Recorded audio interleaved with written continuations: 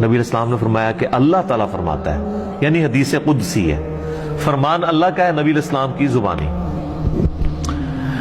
کہ اللہ تعالیٰ فرماتا ہے کہ میں اپنے بندے کے گمان کے قریب ہوں جیسا وہ میرے بارے میں گمان کرے. یعنی اگر وہ میرے بارے میں اچھا گمان رکھتا ہے نا تو میں اس کے ساتھ اچھائی کے ساتھ پیش آؤں گا، اور اگر میرے بارے میں برا گمان رکھتا ہے تو میں پھر اس کے ساتھ اسی اعتبار سے پیش آؤں گا. اس کا یہ مطلب نہیں کہ آپ اللہ سے بغاوت کریں، مرضی اپنی کی زندگی گزاریں کہ جی میرا گمان بڑا اچھا ہے. آپ کا کوئی اچھا گمان نہیں. آپ اگر اللہ کے جاننے والے ہو نا تو جناب اللہ بڑا ڈاڈا ہے.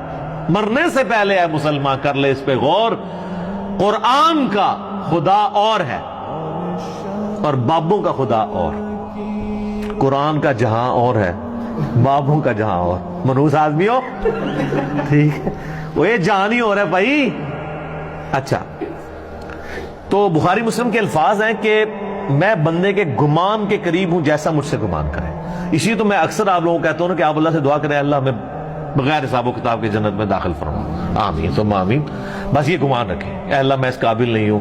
کوشش رکھیں، گمان اچھا رکھیں.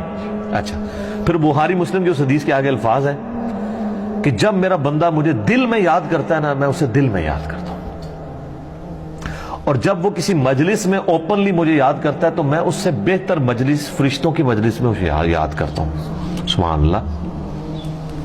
پھر آگے الفاظ ہیں جب میرا بندہ میری طرف ایک بالشت بڑھتا ہے میں اس کی طرف ایک ہاتھ بڑھتا ہوں، اور جو میری طرف ایک ہاتھ بڑھتا ہے میں اس کی طرف دو ہاتھ بڑھتا ہوں.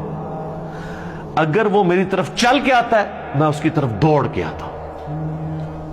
ٹھیک ہے، تو یہ اللہ تبارک و تعالیٰ نے پروٹوکول انسان کو دیا. اور مسلم شریف میں آگے الفاظ ہے کہ پھر وہ میری بارگاہ میں اگر اس حال میں پیش ہوا کہ اس نے میرے ساتھ کسی کو شریک نہ ٹھہرایا ہوا تو میں اس قدر مغفرت کے ساتھ اس کے ساتھ ملاقات کروں گا.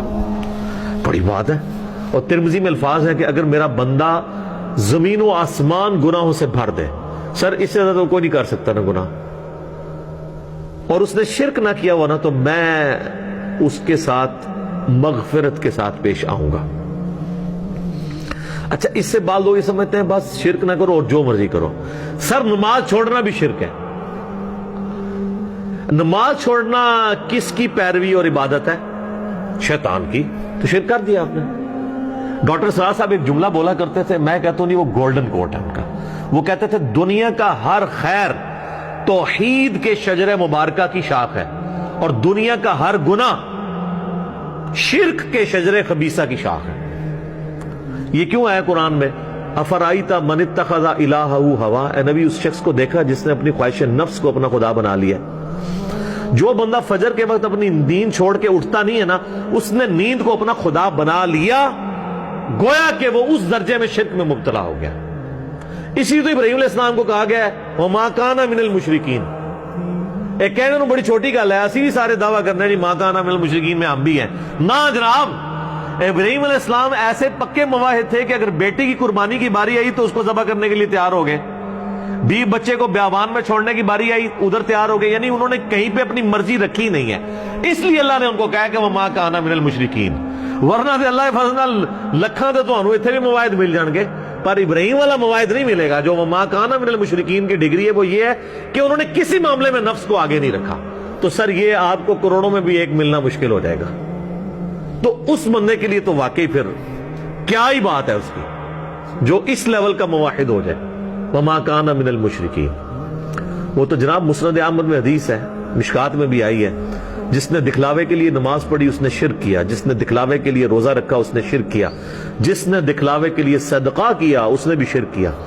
حالانکہ جو نماز پڑھ رہا ہوتا ہے وہ اس بندے کی عبادت نہیں کر رہا ہوتا جس کو وہ دکھانا چاہ رہا ہوتا ہے. ابن ماجہ میں تو یہاں تک حدیث ہے کہ اگر کسی نے اپنا سجدہ یا نماز لمبی کر دی نا اس خیال سے کہ اسے کوئی دیکھ رہا ہے تو وہ بھی شرک میں چلی جائے گی.